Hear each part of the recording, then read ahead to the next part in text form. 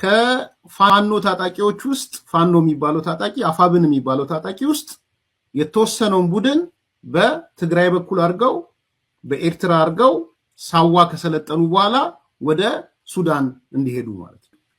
ለአማራው ማህበረሰብ በዚህ ደረጃ የትግራዮቹ ወንድሞቻችን ተሸጡ ብለን ስናዝን አሁን ደግሞ የአማራ ኃይሎችን አሁን በኢሳያስና በአልቡርሃን መካከል ያለው ንግግር ኖት ኦንሊ የትግራይ ኃይሎች አርሚ ሰባ ብቻ ሳይሆን ሌሎችም አርሚ ይመጣሉ፣ ሰልጥነው ወደ አልቡርሃን ይቀላቀላሉ። የአማራ ኃይሎችን አፋብን የሚባለው በተለይ ሰልጥነው ደሞዝ ይከፍላቸዋል። አልቡርሃን ያው ደሞዝ ይከፍላል እንደምታውቁት። ለተራ ወታደር $200 ይከፍላል፣ ለአመራሮቹ $400 ይከፍላል። $200 ውስጥ $100ን 100 ምናምኑን ኤርትራና ቲፒኤልኤፍ ይከፋፈላሉ።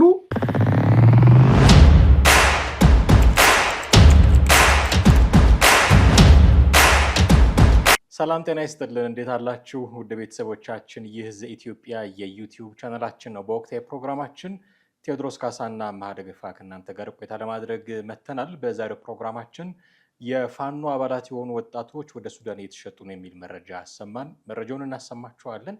ከዛ ደግሞ የኛን ምልከታ እናጋራችኋለን። እስከ ፕሮግራማችን ፍጻሜ ድረስ አብራችሁን ስትቆዩ ቻናላችንን ሰብስክራይብ ማድረግ፣ የደወል ምልክቱን መጫን፣ ቪዲዮቻችንን ሼር፣ ላይክ፣ ሰብስክራይብ ደግሞ ቻናላችንን ማድረግም እንዳይዘነጉ ልናስታውሳችሁ እንወዳለን። ከእኔና ከቴዲ ጋር አብራችሁን ትቆዩ ዘንድ የአክብሮት ግብዣችን ነው። ቴዲ እንዴት አለ? እንዴት ናማ? አለን እግዚአብሔር ይመስገን። በመግቢያ ላይ ለማለት እንደሞከርኩት አንድ መረጃን እየሰማን ነበረ። የፋኖ ታጣቂ የሆኑ ሰዎች ወጣቶቹ በተለይ ለመሰልጥነው እንዲሁ በአርሚ ሰባ ስር ሆነው ወደ ሱዳን እየተሸጡ ነው የሚል ተመልካቾቻችን ግልጽ እንዲሆንላቸው ኤርሚያስ ለገሰ ነው ያጋራው ይህንን መረጃ። ጥቂት ጋብዘናቸው እንመለስ። ትንሽ መልካም። ከፋኖ ታጣቂዎች ውስጥ ፋኖ የሚባለው ታጣቂ አፋብን የሚባለው ታጣቂ ውስጥ የተወሰነውን ቡድን በትግራይ በኩል አድርገው በኤርትራ አድርገው ሳዋ ከሰለጠኑ በኋላ ወደ ሱዳን እንዲሄዱ ማለት ነው። በጣም አስገራሚ እና አሳዛኝ ነገር ነው። በተለይ ለአማራው ማህበረሰብ በዚህ ደረጃ የትግራዮቹ ወንድሞቻችን ተሸጡ ብለን ስናዝን አሁን ደግሞ የአማራ ኃይሎችን አሁን በኢሳያስና በአልቡርሃን መካከል ያለው ንግግር ኖት ኦንሊ የትግራይ ኃይሎች አርሚ ሰባ ብቻ ሳይሆን ሌሎችም አርሚ ይመጣሉ፣ ሰልጥነው ወደ አልቡርሃን ይቀላቀላሉ። የአማራ ኃይሎችን አፋብን የሚባለው በተለይ ሰልጥነው ደሞዝ ይከፍላቸዋል። አልቡርሃን ያው ደሞዝ ይከፍላል እንደምታውቁት። ለተራ ወታደር $200 ይከፍላል፣ ለአመራሮቹ $400 ይከፍላል። $200 ውስጥ $100ን 100 ምናምኑን ኤርትራና ቲፒኤልኤፍ ይከፋፈላሉ። ከ400ም $200 ቲፒኤልኤፍ እና ሻዕቢያ ይከፋፈላል። አልቡርሃን የሚከፍለው ማለት ነው። ስለዚህ ኮሎኔሎቹ ምኖቹ ወደ $400 ነው የተቀጠሩት። ተራ ወታደርና ሰልጥኖ የሚወጣው $200 ነው የተቀጠረው። ለሱ ግን የሚደርሰው $50 ነው። ምናልባት ለዘመነ የተነገራቸው $100 እንሰጣቸዋለን የተባለው ደግሞ በይፋ ነው የሚናገረው እኮ ዘመነ። ወንድሞቼ እህቶቼ ለሚላ ለዲያስፖራ ለምናምን ላሉት በይፋ ነው የሚናገረው ዘመነ። እና አሲፍ አቅም እንደሚገነቡ የቀጠናው ወሳኝ አካል እንደሆኑ ምናምን ነው የሚናገሩት እነ ዘመነ። በቀጠናው ላይ ዋነኛ ተሳታፊ እየሆነ ያለው ምንድነው? አርሚ ሰባ ቅርቃርን እየገባ እንደሆነው አፋብንም ቅርቃር ውስጥ እየገባ ነው ያለው። እንግዲህ እናንተም ሰምተነዋል ከፕሮግራሙ በፊት ይህንን መረጃ። የኤርትራና የቲፒኤልኤፍ ሰዎች ናቸው የሚያሳልጡት። ይህንን የአማራ ክልል ወጣቶች ናቸው። በተለይ አፋብን በሚባለው አደረጃጀት ውስጥ ያሉ ናቸው እና ተመልምለው በትግራይ በኩል አድርገው ኤርትራ ሄደው ሳዋ የሚባለው ማሰልጠኛው ሰልጥነው ከዛ በአርሚ ሰባነት ተካለው ነው ወደ ሱዳን እንዲሄዱ ሁኔታዎች የተመቻቹትና ከአፋብን ጀምሮ በቲፒኤልኤፍ በኩል አድርጎ ሻዕቢያ ጋር ደርሶ ዘን አልቡርሃን የሚመራው ሱዳን ጋር የሚደርስ ነውና ዶላርም ደግሞ ይታሰብላቸዋል በዩሮ የሚል ለአመራሮቹ $400 ከዛ ዝቅ ላሉት $200 እየተባለ ግን ወጣቶቹ መጨረሻ ላይ የሚደርሳቸው $50 ብቻ እንደሆነ ምክንያቱም በየደረጃው ያሉ አመራሮች እየቀነሱ በአንድ ሰው $150 የሚወስዱ ከሆነ አንድ 5000 ወጣት ቢገባ ዶላሩን ብዛት አስበው እና እንደዚህ እየተደረገ ከመሸጥ የማይተናነስ ነገር እየተደረገባቸውን የሚል መረጃ ሰማን እና ይሄ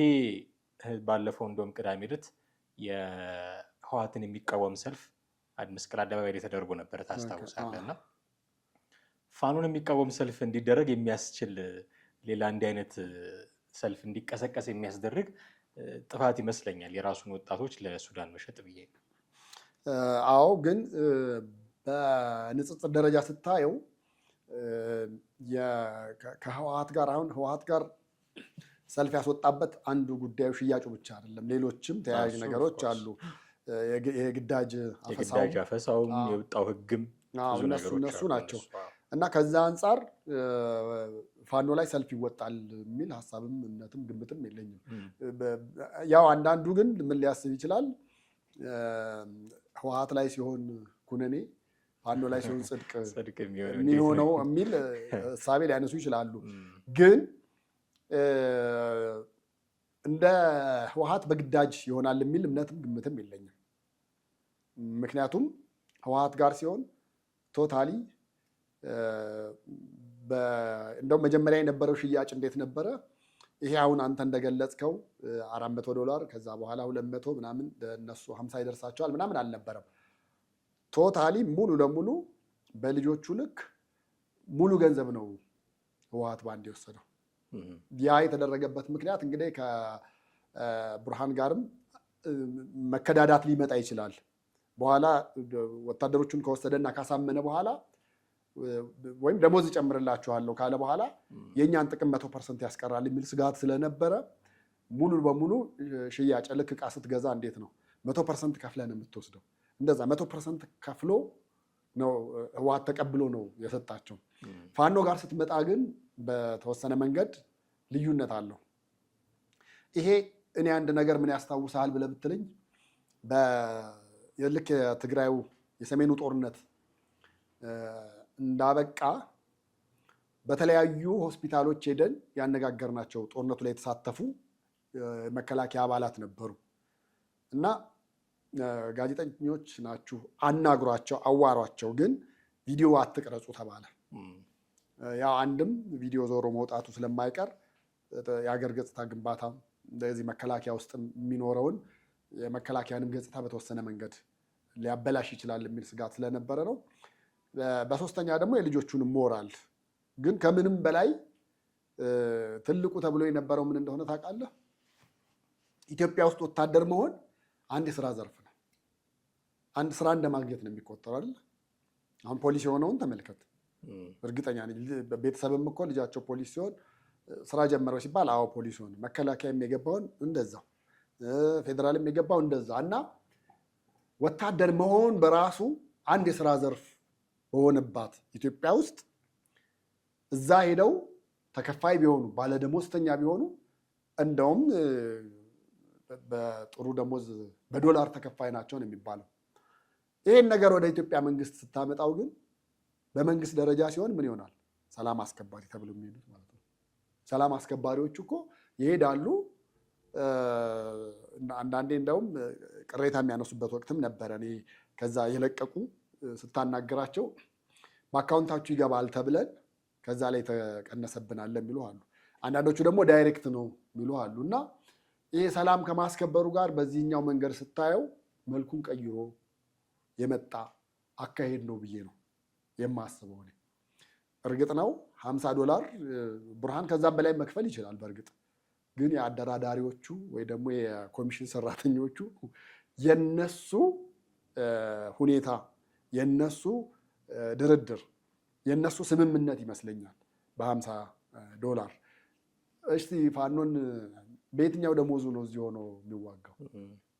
የሚበላው፣ የሚጠጣው፣ የሚለብሰው፣ የሚከፈለውን ገንዘብ ቶ እነዚህን ሁሉ ነገሮች ዋጋ በተከፈለበትና 5 ሳንቲም በማያገኝ አመራሮቹ ያገኛሉ፣ የታወቀ ነው። ለምን ዳያስፖራው በተወሰነ መንገድ እየረዳ እንደሆነ ይታወቃል። በተወሰነ ሳይሆን አብላጫው አማራ ነኝ የሚል ፋኖን የማይረዳ አለ ለማለት ራሱ ትቸገራለህ። በዛ ደረጃ ለሆነበት አሁን ደግሞ መጥቶ ለሱዳን ሲሰለፍ ሊኖር የሚችለውን ነገር አስበው። ጀስት ገንዘብ አግኝተዋል ማለት ነው። እነዛም ፈልገውታል ማለት ነው። በእርግጥ ዓለም አቀፍ ሕግን የሚጻረሩ ብዙ ነገሮች አሉት። ግን በሌላ መንገድ ደግሞ ገልብጠ ስታየው ጥሩ ተከፋይ ሆኑ። እዚህ በነፃ ይሰሩ ነበረ። ለቡርሃን ደግሞ እንግዲህ ያው ያገኙትን አገኝተዋል። እንደ ሰላም አስከባሪ አይደለም። ሰላም አስከባሪ አንበለው ሌላ ኮንቴክስት ነው። ሰላም አስከባሪ የኢትዮጵያ መንግስት ተቀጣሪ ናቸው፣ ደሞዝ ይከፈላቸዋል።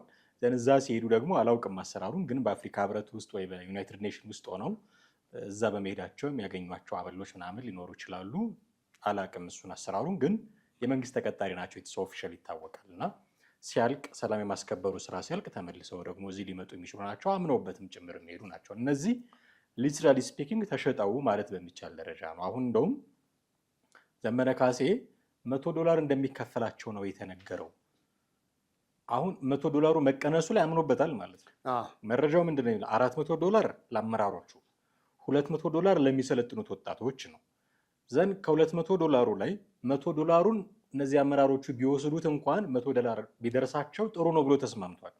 ስለዚህ በእያንዳንዱ ሰው ነብስ፣ በእያንዳንዱ ሰው ህይወት ላይ $100 ድርድርን ፈቅዷል ማለት ነው ዘመነ ካሴ። እና እሱ የማያውቀው $50 መድረሱን ነው። ይህንንም ደግሞ በኩራት ነው የሚናገረው የሚል መረጃ ጭምር ነው የመጣውና እንደውም ማን ያጨረበረው ዘመነ ካሴ ነው? የቲፒኤልኤፍ ሰዎች ናቸው? የሻዕቢያ ሰዎች ናቸው? ውስጡ ብዙ ሰንሰለት ሊኖር ይችላል። ግን በእነዚህ ሰዎች እንደው አምነውበት እንኳን ቢሄዱ $100 ይከፈላቸዋል። እዛ ስትደርሱ በስማቸው $200 ቢወጣም ከአልቡርሃን ኪስ $200 ቢወጣም የለም በቃ $100 ይከፈላቸዋል በየወሩ ሰልጥኑ እዛ ትሄዳላችሁ ብለው አምነውበት እንኳን ቢሄዱ ስቲል $50 ነው እየደረሳቸው ያለው ማለት ነው።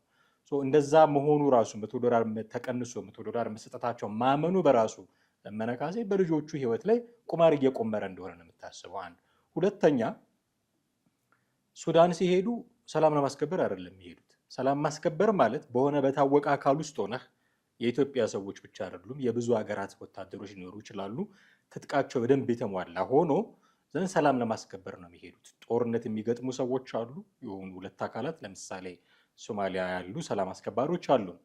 አልሸባብ እና የሶማሊያ መንግስት ናቸው የሚዋጉት እና አንዳንድ ቦታዎች ላይ አልሸባብን ማስታገስ ነው የሚሆነው እንጂ ቀን በቀን ስትዋጋ አትኖርም። ሱዳን ግን ሂድ፣ አርኤስኤፍ እና የአልቡርሃን መንግስት ቀን በቀን ጦርነት ላይ ናቸው። እንደውም ኢትዮጵያ ድንበር አቅራቢያ ከተማ ተቆጣጠሩ፣ እንደዚህ በድሮን ጭምር ነው የሚዋጉት። የዚህ ሰለባ ነው የሚሆኑት። ሜቢ ጥይት ማብረጃም ሊያደርጓቸው ይችላሉ። ህወሓት እንደሚያደርገው ህዝባዊ ማዕበል ምናምን ብሎ ያስነሳና ጥይት ማብረጃ ያደርጋቸዋል። እንደምታውቀው ጥይት ማብረጃ ሁሉ ሊሆኑ ይችላሉ። ገና ለገና በወር $100 እና $200 አገኛለሁ ብለው የአርኤስኤፍ እንደምታውቀው በጣም ጨካኝ ቡድን ነው። አንዳንድ ቦታዎች ላይ ዘግናኝ የሆኑ እርምጃዎች ሲወስድ ብዙ ጊዜ በዓለም አቀፍ ሚዲያዎች እንከታተል ነበር። አልጀዚራም እና ቢቢሲም ያጋለጧቸው ብዙ ጉዶች አሉ እና ያገኘውን ከመግደል ወደኋላ የሚል ኃይል አይደለም። ከአልቡርሃን ወገን ሆነ ስትሰለፍ እንደዚህ ነው። ከአርኤስኤፍም ወገን ሆነ ብትሰለፍ የአልቡርሃን ሰዎች በድሮን ነው ጨዋታቸው እና ቀን በቀን ጦርነት የሆነበት ቦታ ላይ $100 እና $200 ለማግኘት ተብሎ ወጣቶችን ሊያውም በአርሚ ሰባ ስር አድርገህ መላክ ማለት ምን ማለት ነው? ምናልባት ሊያተርፉ የሚፈልጉት ፖለቲካዊም ወታደራዊም ትርፍ ሊኖር ይችላል። እዛ ሄደው እንደገና ሰልጥነው ዜን ተመልሰው መጥተው ትጥቅ ይዘው እንደዚህ ለእኛ ያግዙናል ምናምን ብዙ ነገር ሊያሰሉ ይችላሉ። እዛ ከመድረሱ በፊት ግን የነዚህ ወጣቶች ህይወት በቀላሉ ሊቀጠፍ ይችላል። ማንም የራሱን ኃይል ከፊት አድርጎ እነዚህን ወጣቶች ከጀርባ ሊያደርግ አይችልም። ሰልጥነዋል፣ ከፍለናቸውን ያመጣናቸው ፊት ይሰለፉ፣ ጥይት ማብረጃ ይሁኑ ከማለት ወደ ኋላም አይልም። በእነዚህ ሰዎች ህይወት ነው እነ ዘመነ ካሴ ቁማር እየተጫወቱት ከሚል ስጋት ነው ይህንን ማንሳት። እሱ የእይታ ጉዳይ ነው። አሁን አንተ የምታይበት ወይ ደግሞ አሁን ልክ ነው። ቡርሃን ብትጠይቀው እንደዛ ሊልህ ይችላል። የኤርትራ መንግስት ብትጠይቀው እንደዛ ሊልህ ይችላሉ። ግን የኢትዮጵያ እኮ በአሚሶም ስር ከሆነው ሄደው ሶማሌ ሰላም ሲያስከብሩ እዛ ያለው አልሻባብ ምንድን ነው የሚልህ? ወራሪዎች መጡብን ነው። ለህዝቡም ለደጋፊዎችም ወራሪዎች መጡብን ነው የሚለው። አስበው፣ ዓለም አቀፍ እውቅና ኖሯቸው ነው የሄዱት። በዓለም አቀፍ ብቃታቸው የተረጋገጠላቸው ተብሎ ዲሲፕሊን ያላቸው የኢትዮጵያ ወታደሮች ናቸው ተብሎ እዚህም ሲመጣ እንኳን ለምሳሌ በፌዴራል ፖሊስም ከሆነ ከመከላከያም ከየትም ሰላም አስከባሪ በሚሄድበት ጊዜ በጣም ከፍተኛ የሆነ መረጣ ተካሂዶ ነው። ዝም ብሎ ኮታ ለማሟላት ይህን ያህል ነው ምናምን ነገር ተብሎም አይደለም። የትምህርት ደረጃ እንደ አንድ መስፈርት ከዚህ በፊት የዲሲፕሊን ችግር አለበት የለበትም የሚሉ ነገሮች ታይቶ ከብዙ ነገሮች በኋላ የኢትዮጵያን ስም ያስጠራል በሚል ነው የሚሄዱት። ይሄ ለኢትዮጵያ ወይ ደግሞ ለዓለም አቀፉ ማህበረሰብ ሰላም ለማስከበር ነው ብለህ ብትል አልሻባብ ጋር ስትሄድ ግን ሊወሩ ነው የመጡት። በእኛ በመሬታችንም ጭራሽ አስፈላጊ አይደሉም ነው የሚለው። ሁሌ እነሱን ፋይት ሲያደርግ ነው የምታየው። ሁሌ እነሱ ባሉበት ቦታ ላይ ሽብር ሴራ ሲሰራ ነው። ሁሌ እነሱ ቦታ ላይ ሲተኩስ ከባድ መሳሪያዎችን ሳይቀር ሲተኩሱ ነው የምታየው። የእይታ ጉዳይ ነው እንጂ አሁን የኢትዮጵያ ወታደሮችም ወይ ደግሞ የፋኖም የህወሓትም በላቸው ወደዛ ሲሄዱ በእርግጥ እርግጠኛ ነኝ ሊዝናኑ ቫኬሽን አይደለም የሚሄዱት፣ የታወቀ ነገር ነው። ሱዳን ውስጥ ያለው ጦርነት ግን አሁን የሰዎች የወታደሮች ቁጥር ከጊዜ ወደ ጊዜ ቀንሷል። ኬንያ ያለው ዩጋንዳ ያለው ዩኤን ብትሄድ ብዙዎቹ ከሱዳን ሸሽተው የሄዱ ናቸው። አብላጫዎቹ ደግሞ ወታደሮቹ ናቸው። በእነሱ ከገባ በኋላ መሸሽ ለማምለጥ መሞከር የሚያስገድል አይነት ነገር ነው ያለው። አሁን በዛ እይታ ስታሰላው የኛዎቹ ልጆች እዛ ሄደው በእርግጥ ሊሆኑ የሚችሉት ነገር እንዳልኩ ነው። ለመዝናናት አይደለም የሚሄዱት፣ ለጥይት ነው የሚሄዱት። ግን ያንን በሚሄዱበት ቦታ ላይ በተለይ አሁን እንደነ ዘመነ ካሴ አይነት በትልቅ እውቅና ሰጥተውት መናገራቸው ሌሎች ሚዲያዎችን ማውጣታቸው ፋኖ ላይ የሚደርሰው ትልቅ የፖለቲካ ኪሳራ ይኖራል። ምንም ጥያቄ የለውም። ምክንያቱም ከዚህ አልፎ እየተሸጡ ነው። ግን ደግሞ ከህወሓት ጋር ኮምፔር ስታደርገው ህወሓት ምናልባት ማስገድዶ ሊሆን ይችላሉ። በአብላጫውም እዛ ያሉትም መረጃዎችም እየወጡ ያሉት የሚያሳዩት ህወሓት የማስገደድ ስራ መስራቱ ነው። ፋኖ ጋር ግን ስትመጣ የማስገደድ ነገር መኖር አለመኖሩ በእርግጥ የወጣ ነገር የለም።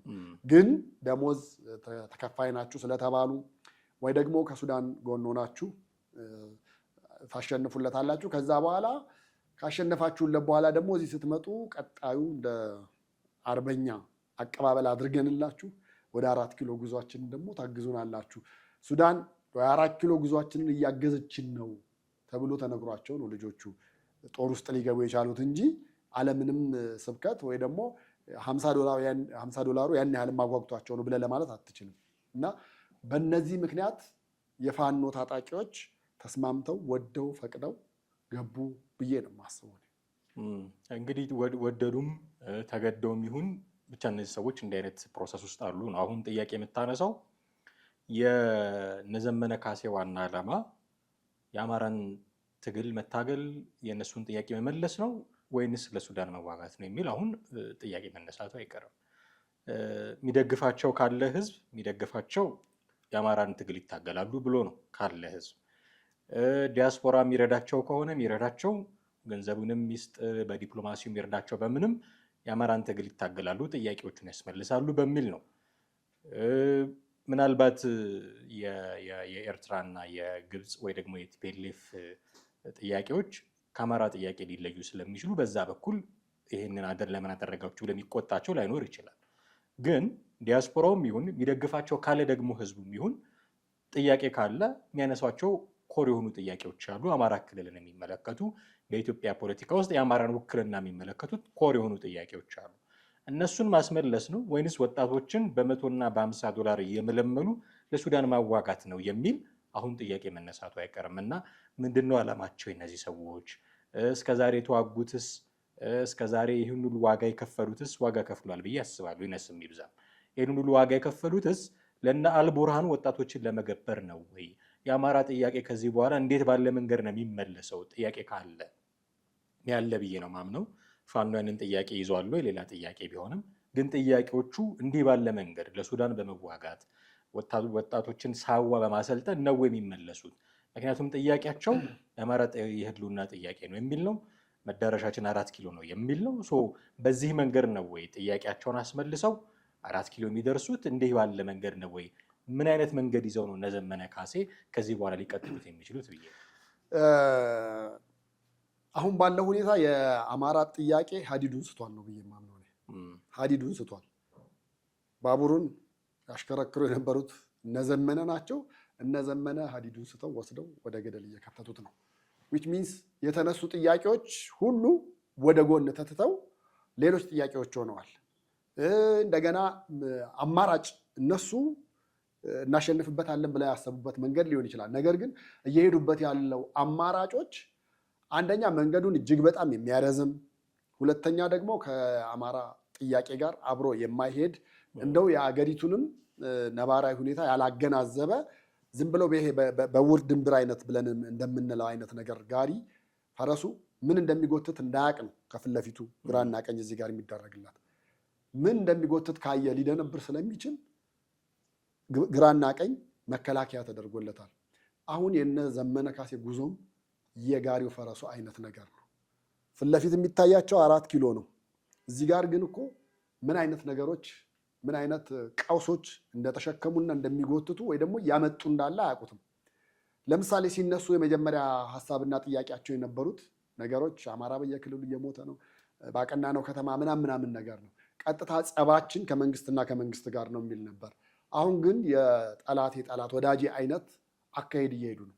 ከህወሓት ጋር መግጠም፣ ከኦላ ጋር መግጠም፣ ከዛም አልፎ ከኤርትራ ጋር፣ አሁን ደግሞ ከሱዳን ጋር እንደገና ልጆቹን በዛ ልክ ደግሞ የመገበር አይነት ነገር እየተሄደ ነው እና እነኚህ ሰዎች ከዚህ በኋላ በእርግጠኝነት እንደው ድል ቀንቷቸው ይመጣሉ ብለህ የምትለው ነገር አይደለም። እንደተባለው 1000 ዓመት ገና ከዚህ በኋላም ሊዋጉ ነው ማለት ነው። ጦርነቱም ሊራዘም ነው ማለት ነው። በክልሉም ሰላም ማጣቱ ለምንድን ነው? ዶላሩን እየቀመሱ ነው፣ ብሯን እየቀመሱ ነው፣ እየመጣች ነው። እንደዛ ከሆነ ደግሞ በምንም ተአምር እንዲቆም አይፈልጉም ማለት ነው። ይሄ ጉዳይ ምናልባት እንኳን ድርድር ኖሮ ከመንግስት ጋር ፋኖ ተደራድሮ ቁጭ ብሎ ወደ ሰላም ቢመለስ ስልጣን ቢሰጠው የልጆቹ ሽያጭ ግን ይቀጥላል። ምክንያቱም ዶላር ቀምሰዋል። አንዴ ጫፍ ማር ምላስን አንዴ ከቀመስካት ሁሉ ነገር ቴስቱ እንደዛ ነው የሚሆነው። ከዛ በኋላ ስኳር ብታረግበት ሌላ ነገር ብታረግበት በሙሉ ያቺ የመጀመሪያዋ ጣዕም ነች የምትሰማው። ያቺ የመጀመሪያዋ ጣዕም፣ የመጀመሪያዋ ሽያጭ፣ የመጀመሪያዋ ዶላር ጥማቸዋለች። ከዚህ በኋላ እኔን ዘመነ ካሴ ወደኋላ ተመልሰው ለአማራን ጥያቄ ለመመለስ ይታገላሉ ብለህ ማለት አትችልም። ልጆቹን ወደዛ ከወሰድክ ያ የመጨረሻው ተስፋ የመቁረጥም አማራጭ ነው። ሀዲዱንም አስተውት ወደ ገደል እየመሩት ነው ብዬ ነው የማምነው። ስለዚህ ከዚህ በኋላ እንደዘመነ ህገ መንግስታዊ ስርዓቱን በመናድ ምናምን ሳይሆን በህገወጥ የሰዎች ዝውውር ሊከሰሱ የሚችሉት በርካታ ነገሮችን ሊያስነሳ እንደሚችል እርግጥ ነው። ግን እስቲ በጥቂቱ ይህንን አየን። ከዚህ በኋላ ምን አይነት መረጃዎች ይመጣሉ? ምላሾችስ እነ ዘመነ ካሴስ ምላሽ ምንድን ነው የሚለውን ከሰማን በኋላ ደግሞ ተመልሰን የምናየው ይሆናል። ለዛሬው ግን እጅግ አድርጌ አመሰግናለሁ። ወደ ቤተሰቦቻችን እናንተም ከኛ ጋር ነበራችሁ ቆይታ እጅግ አድርገን እናመሰግናችኋለን። የዛሬው ፕሮግራማችን እዚህ ላይ እናበቃለን። ቴዎድሮስ ካሳና አማሃ ደገፋ ነበርን። ሀሳብ፣ አስተያየት፣ ጥያቄዎቻችሁን በተለመደው መንገድ አድርሱን። በሚቀጥለው በሌላ ርዕሰ ጉዳይ እንጠብቃችኋለን። ጤና ይስጥልን።